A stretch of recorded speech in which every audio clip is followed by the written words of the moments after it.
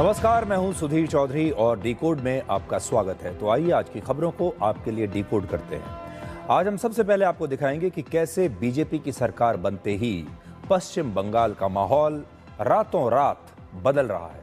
आज टीएमसी के नेता जहांगीर खान ने पश्चिम बंगाल की फलता सीट से चुनाव लड़ने से ही इनकार कर दिया। कुछ दिन पहले यही जहांगीर खान ये कहता था कि वो पुष्पा है और झुकेगा नहीं। पुष्पा फिल्म के डायलॉग मारता था। इसके अलावा ममता बनर्जी के भतीजे अभिषेक बनर्जी की प्रॉपर्टीज की जांच शुरू हो गई है। आज ये खबर उन नेताओं को जरूर देखनी चाहिए जो सत्ता को ही अंतिम सत्य मान लेते हैं और जब सत्ता में होते हैं तो इतने अहंकार में आ जाते हैं कि उन्हें आम आदमी की परवाह नहीं रहती। ऐसे लोगों के लिए ममता बनर्जी और पश्चिम बंगाल एक अच्छी केस स्टडी हो सकते हैं। इसके बाद आपको नॉर्वे की एक पत्रकार के बारे में बताएंगे जो भारत में विपक्षी नेताओं की पोस्टर गर्ल बन गई है। इस पत्रकार ने प्रधानमंत्री मोदी से पहले एक आपत्तिजनक सवाल पूछा, उसके बाद भारत के विदेश मंत्रालय की प्रेस कॉन्फ्रेंस में जाकर हंगामा किया और भारत पर कई प्रकार के आरोप लगाए। आज आपको ये दिखाएंगे कि इस प्रकार के लोग खासतौर पर पश्चिमी मीडिया में फ्रीडम ऑफ प्रेस के नाम पर पत्रकारों को मिलने वाली आजादी का कैसे दुरुपयोग करते हैं। और आखिर में हम आपको यह दिखाएंगे कि कैसे स्मार्ट गैजेट से अब दुनिया थकने लगी है। एक जमाना था जब हम हर चीज स्मार्ट चाहते थे, smart TV, smart watch, smart home.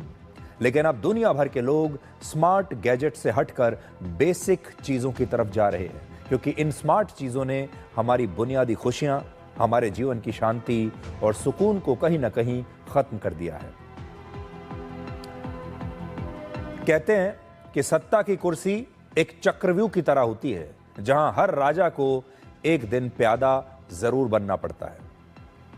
सत्ता का सबसे बड़ा सत्य यही है कि वो हमेशा बदलती रहती है और चुनावी नतीजों के बाद से पश्चिम बंगाल में भी बिल्कुल यही हो रहा है। पश्चिम बंगाल में मुख्यमंत्री शुभेंदु अधिकारी की सरकार को अभी सिर्फ 10 दिन हुए हैं, लेकिन ममता बनर्जी के बुरे दिनों की शुरुआत हो चुकी है।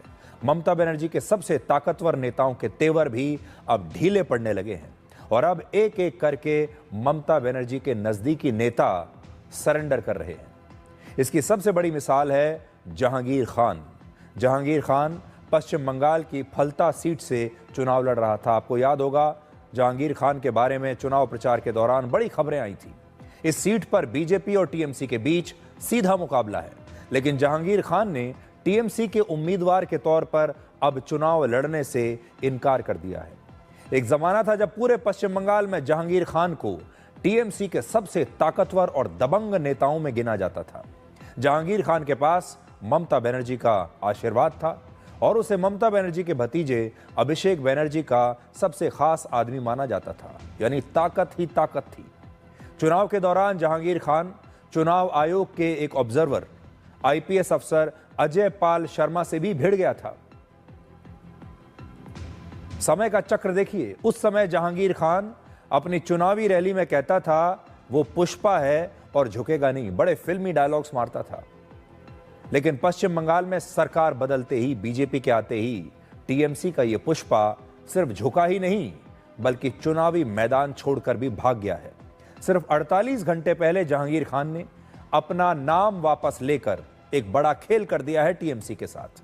अब टीएमसी फलता सीट पर अपना कोई दूसरा उम्मीदवार भी नहीं उतार सकती, क्योंकि समय बचा ही नहीं। यानी इस सीट से जहांगीर खान ने असल में बीजेपी की जीत सुनिश्चित कर दी है, अपना नाम वापस लेकर। अब आप खुद देखिए कि जहांगीर खान आखिर क्यों नहीं चुनाव लड़ना चाहता। फलता से, चुनावी मैदान से, जो कि उसकी कॉन्स्टिट्यूएंसी मानी जाती है, उसका इलाका माना जाता है, जहां का वो दबंग नेता था, ताकतवर नेता था, अब उसी इलाके से वो चुनाव नहीं लड़ना चाहता। आखिर क्यों?